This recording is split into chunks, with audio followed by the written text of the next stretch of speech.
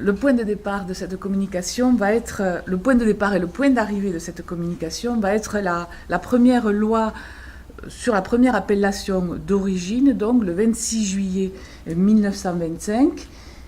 Ah, c'est pas ceci. Et cette loi que vous avez ici, que je vais vous montrer au centre, voilà. Donc la première loi portant sur un produit qui est le roquefort, fromage, donc à avoir cette première appellation. Et cette première définition que vous voyez ici pourrait être considérée aujourd'hui comme très incomplète. C'est une définition que l'on pourrait dire à minima, puisqu'elle définit le lait utilisé pour faire le fromage, exclusivement avec du lait de brebis, fabriqué et affiné suivant les usages locaux, les lieux et les méthodes ne sont pas précisés. La zone de production de lait, c'est l'actuelle, c'est-à-dire celle qui est utilisée en 1925, qui comprend notamment le Béarn, la Corse, mais aussi les montagnes tarnaises, et aussi les autres régions françaises présentant les mêmes caractéristiques de race ovine, d'herbage et de climat. Donc on pourrait dire aujourd'hui, et je pense que s'il y a des représentants de l'INAO, vous trouverez cette loi très lâche et un accord à minima. En fait, si l'on se place d'un point de vue de l'historien, c'est-à-dire en 1925, cet accord a nécessité 5 années de discussions, d'âpres discussions et de rebondissements multiples, et c'est vraiment un accord remarquable. Parce que pour la première fois, l'ensemble des acteurs de la filière, c'est-à-dire les acteurs que vous avez ici, le syndicat des affineurs, les syndicats agricoles, les élus du département de l'Aveyron, donc ce qui sont vraiment les acteurs primordiaux, pour la première fois, ces acteurs définissent 3 points et la filière est persuadée de choisir la meilleure voie pour distinguer le roquefort sur les marchés des fromages. Et la distinction est véritablement l'élément fondamental de la construction du roquefort au XIXe siècle. Elle a été développée par l'ensemble des entreprises d'affinage, dont notamment la Société des caves et des producteurs réunis, sur laquelle porte ma thèse, qui est l'élément le plus remarquable, puisqu'elle est née en 1851 et a toujours contrôlé plus ou moins 50% de la production de roquefort, de l'affinage du roquefort dans le village. Et donc, les chemins de la distinction, tout au long du XIXe siècle, se sont organisés autour de la révolution commerciale et de la naissance des consommateurs, dans un monde porté par la révolution industrielle. Les entreprises d'affinage ont su créer un discours commercial qui met en valeur les savoir-faire, le lieu d'affinage, le produit, par le biais d'une marque, puisque la marque Société que l'on connaît encore dans son ovale a été déposée en 1863. Cela doit être la première marque fromagère en France. Et donc, les entreprises au XIXe siècle ont élargi considérablement le champ de la renommée du roquefort qui était déjà acquise au XVIIIe siècle. Et donc dans ce contexte, cette loi, donc votée par le Parlement le 26 juillet 1925, finalement est un progrès énorme, est une nouvelle voie qui s'ouvre à la distinction du roquefort. Alors, après tout ce que je viens de dire, cette loi apparaît, je dirais, quelque peu naturelle, puisque, effectivement, cela reprend une partie, dans le cadre législatif, une partie du discours commercial. Mais elle est aussi surprenante, et c'est le côté surprenant que je voudrais vraiment mettre en valeur ici, parce qu'en fait, cette loi venue après-guerre, après 5 années de discussion, était inimaginable en 1914. À la veille de 1914, les affineurs de roquefort n'auraient jamais imaginé être partants pour ce type de législation et ils n'auraient jamais accepté de lier leur avenir à une loi votée par le Parlement. Or, cela s'est fait. Et donc, il s'est véritablement passé quelque chose durant la Première Guerre mondiale qui a lié les fils d'un dialogue entre les différents acteurs de la filière.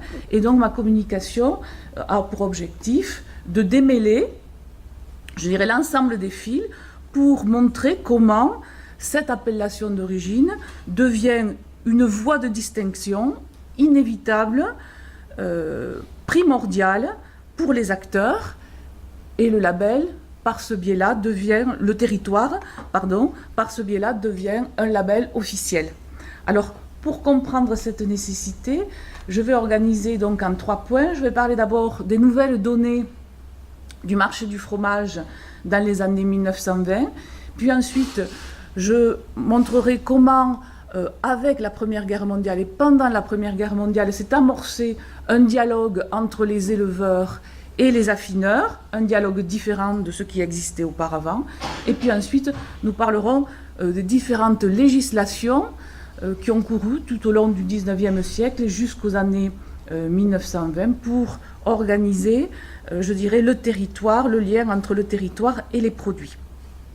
Donc si l'on regarde du côté des nouvelles données du marché du fromage dans les années 1920, la guerre a été véritablement fondamentale puisqu'elle a radicalement, rapidement, et puis ensuite, successivement, il y a eu des hauts et des bas, mais les marchés, finalement, les marchés étrangers ont été coupés. C'est-à-dire que, évidemment, avec les pays belligérants, avec la France, mais ensuite avec les États-Unis, l'Amérique latine, qui étaient des marchés très prometteurs.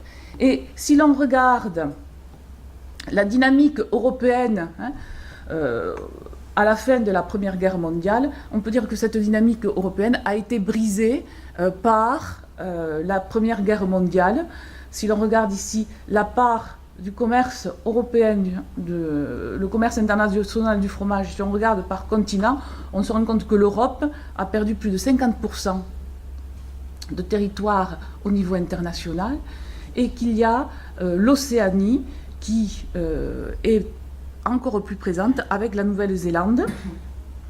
Et si l'on regarde maintenant au sein de l'Europe même, on se rend compte que les pays traditionnels comme la Suisse, les Pays-Bas, la France et l'Italie, qui produisaient des fromages avant-guerre, ont vu leur part diminuer, évidemment, puisque une partie de la population de ces États-là était concernée directement par la guerre et mobilisée sur le front et ne pouvait plus produire de fromage, mais surtout qu'il y a de nouveaux concurrents, comme le Danemark et la Finlande, qui ont profité de la perte des marchés, de la fermeture des marchés, notamment des marchés anglais pour le Danemark, et qui ont fait la conquête des palais anglais, notamment en ce qui concerne les produits persillés, et notamment le bleu danois.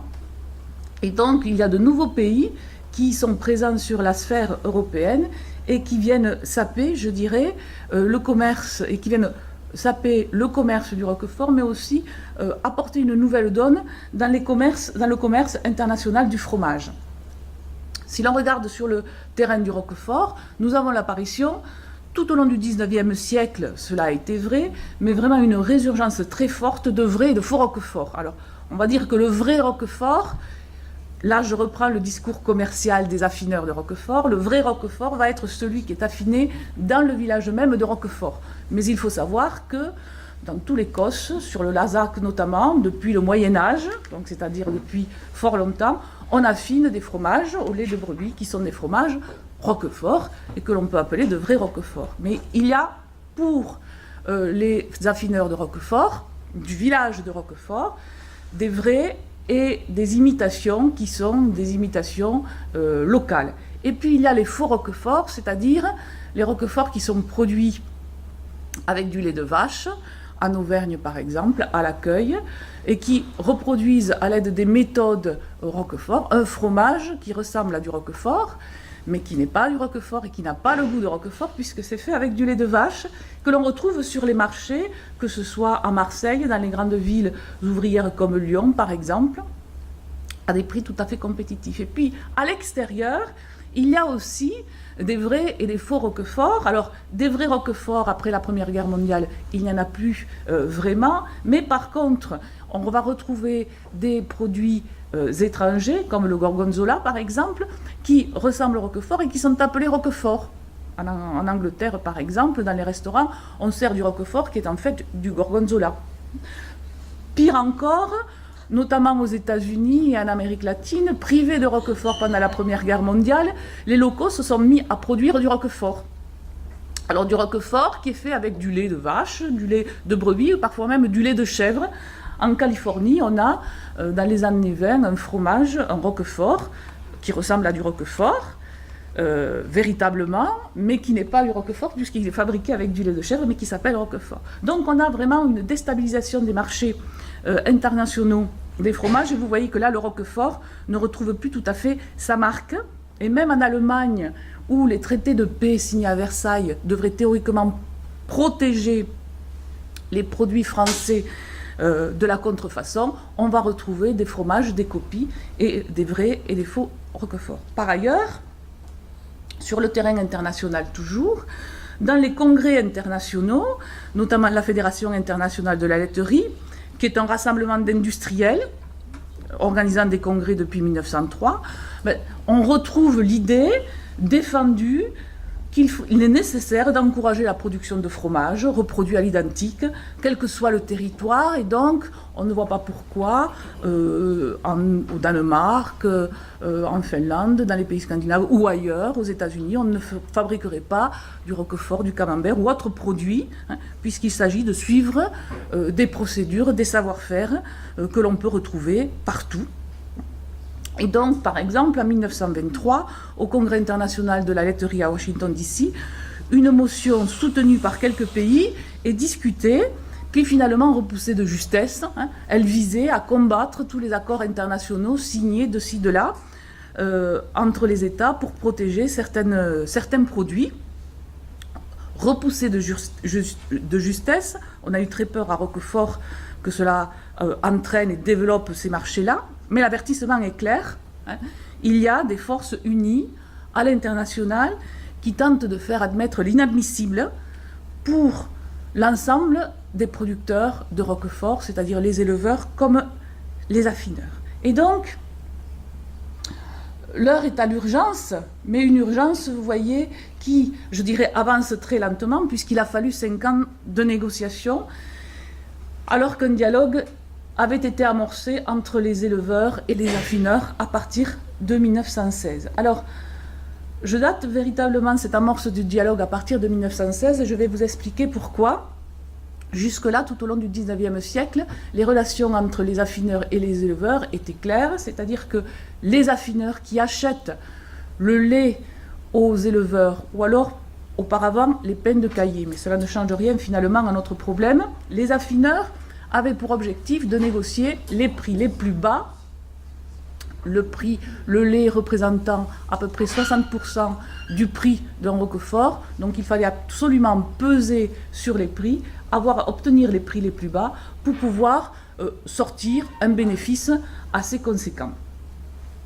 Et évidemment, dès que la guerre est déclenchée, l'ensemble des affineurs, comme l'ensemble des industriels français d'ailleurs, qui ont vécu finalement 70 années de croissance pratiquement, enfin il y a eu la Grande Dépression, mais c'est un autre problème, mais qui ont connu véritablement la croissance, se disent que la guerre va finalement permettre de peser sur les prix, et donc ils ont envisagé de bloquer les prix. Certains industriels, dans des filières textiles par exemple, diminuent les prix. Bon, à Roquefort, on n'augmente rien, on n'augmente pas les prix du lait, mais parallèlement, l'inflation, l'État fait fonctionner la planche à billets, c'est-à-dire qu'il y a de l'inflation. Alors, le résultat va être véritablement terrible pour les éleveurs de Roquefort et pour la filière Roquefort. Pourquoi ? Parce qu'une partie de la population rurale est appelée sous les drapeaux. Et on va avoir donc des prix payés à l'éleveur moins élevés qui ne suivent pas l'inflation. Et donc par manque de main-d'œuvre et prix du lait trop bas, nous avons des abandons de troupeaux, de ventes de troupeaux très rapidement dès les premiers mois de la Première Guerre mondiale. Et donc la syndicalisation qui était en germe au départ ne poursuit sa voie, et notamment il y a le plateau central qui est un syndicat conservateur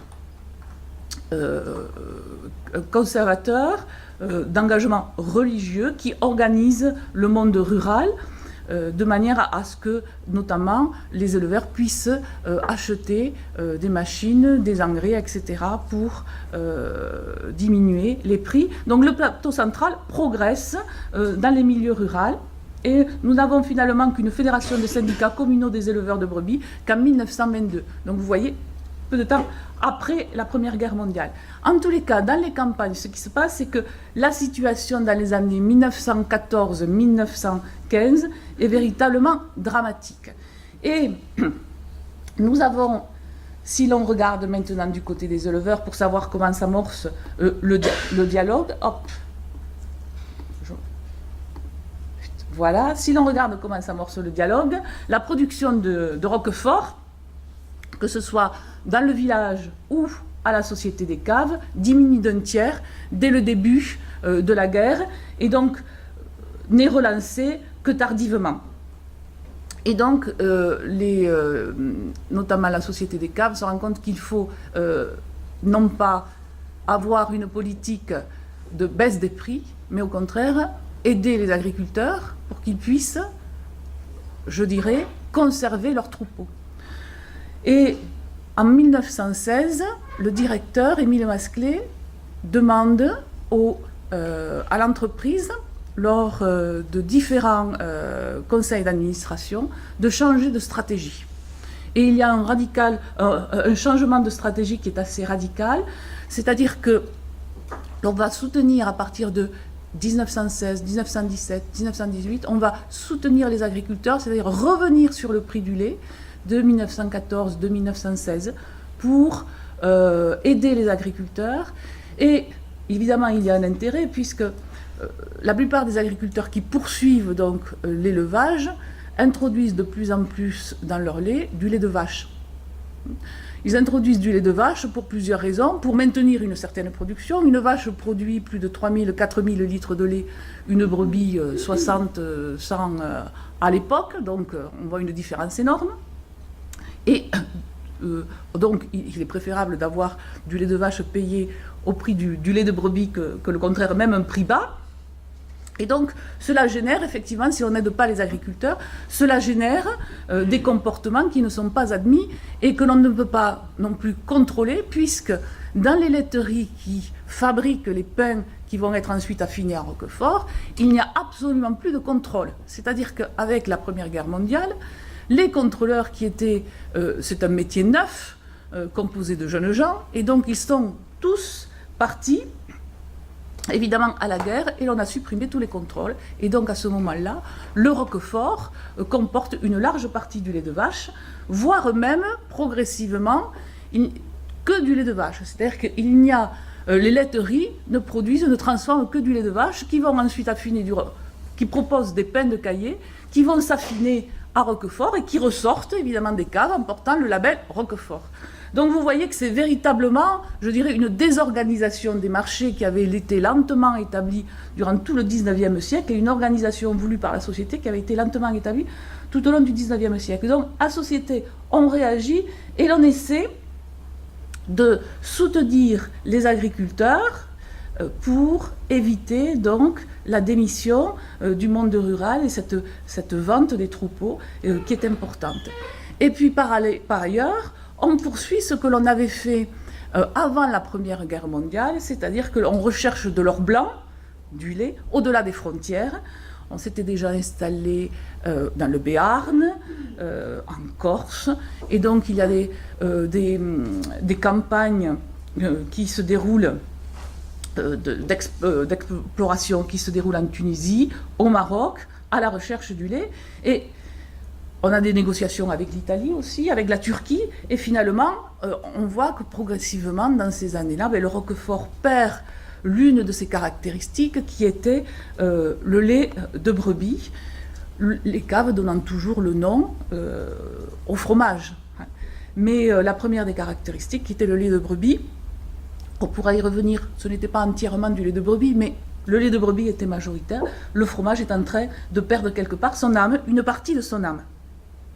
Et donc, il y a un changement radical, puisque on commence à discuter avec les affineurs, commence à discuter avec les éleveurs et commence à comprendre, à approcher le problème de l'agriculture. Et c'est pendant cette époque-là que le directeur Émile Masclet aura l'idée aussi de fabriquer, d'inventer une machine pour traire les brebis, puisque traire les brebis à la main, cela demande une main-d'œuvre conséquente. Il faut 4 personnes matin et soir pour traire 100 brebis.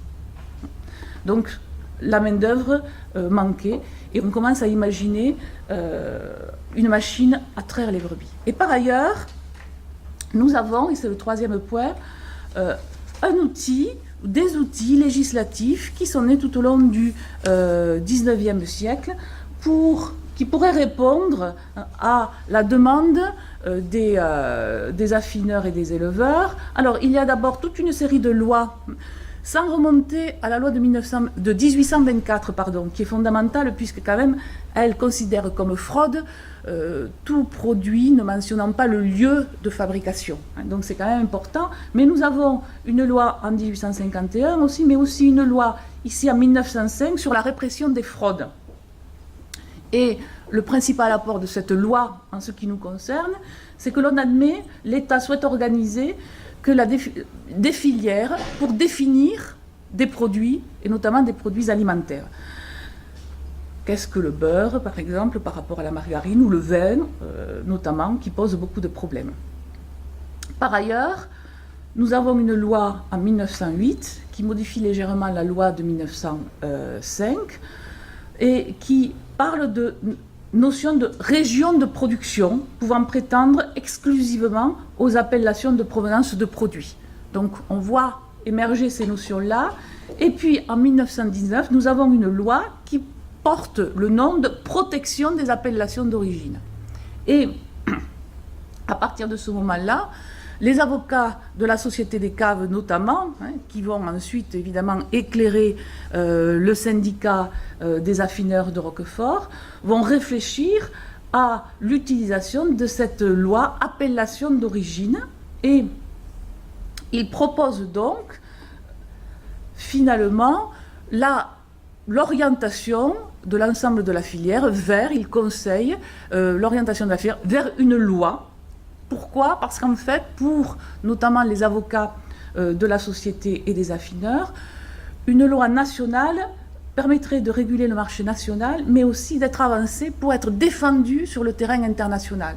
C'est-à-dire, ça peut paraître curieux, mais si l'on prend l'exemple, par exemple, de la loi portant sur les marques, qui, la première a été donc décidée en 1857 en France, par la suite, les États-Unis ont suivi, la Grande-Bretagne a suivi. Cette loi, finalement, a fait l'objet de tractations internationales pour qu'elle soit reconnue entre États et pour que les brevets déposés, les marques des brevets, soient reconnus.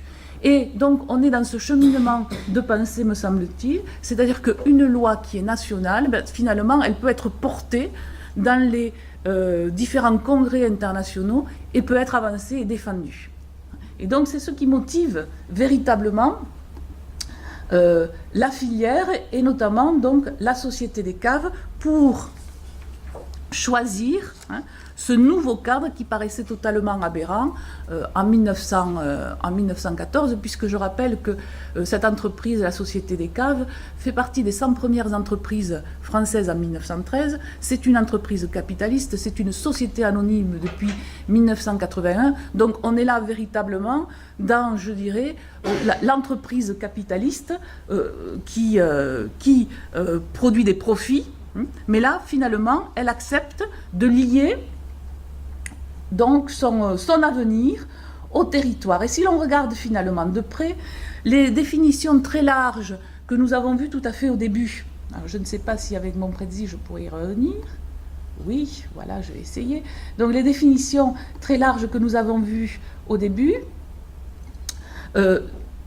facilitent finalement, on comprend très bien pourquoi ces grandes entreprises, et notamment la Société des caves, a accepté cela. D'abord, accepter que le fromage soit fait avec du lait de brebis. En fait, c'est ce qu'elle réclamait depuis longtemps, qu'elle avait beaucoup de difficultés à faire admettre à l'ensemble de la filière. Donc c'est une de ses demandes. Ensuite, la définition des territoires d'affinage. Alors, vous avez dû remarquer, est-ce que je peux y revenir? Vous avez dû remarquer, voilà ici, fabriquer et affiner suivant les usages locaux, les lieux et les méthodes, c'est-à-dire qu'en fait la définition est très floue et laisse tout loisir à la jurisprudence d'être convoquée, et finalement, évidemment, on ne parle pas ni du temps d'affinage, ni de la façon d'affiner, etc. Simplement les usages locaux. Et là, par exemple, cela offre la possibilité à la Société des caves et aux affineurs de Roquefort d'exclure tous les autres fromages qui étaient appelés façon Roquefort, faux Roquefort, qui étaient fabriqués depuis le Moyen-Âge à 3 km de Roquefort par exemple, mais qui pour eux n'étaient pas du Roquefort. Donc cela permet d'éliminer toute une concurrence qui était ce que l'on appelle à la Société des caves des petits faiseurs, c'est-à-dire de petites entreprises, mais qui sur le terrain commercial parfois avaient leur mot à dire. Et donc, c'est finalement quelque chose de, je dirais, un moindre mal, cet accord-là. Et ensuite, on reconnaît surtout, pardon, je vois que le temps passe, mais on reconnaît surtout l'importance des caves, parce que pour la Société des caves, le territoire fondamental, c'est-à-dire le territoire qui va donner sa pertinence au Roquefort, ce qui va fabriquer un Roquefort, c'est la cave. C'est dans la cave que tout se passe. Et dans la cave que la transformation intervient, et non par exemple dans la laiterie. D'ailleurs, il n'y a qu'à Roquefort que l'on parle de laiterie. Partout ailleurs, je dirais dans les arts laitiers, on parle de fromagerie. Alors qu'est-ce qui se passe dans une laiterie dans le milieu de Roquefort? Simplement on transforme du lait en caillé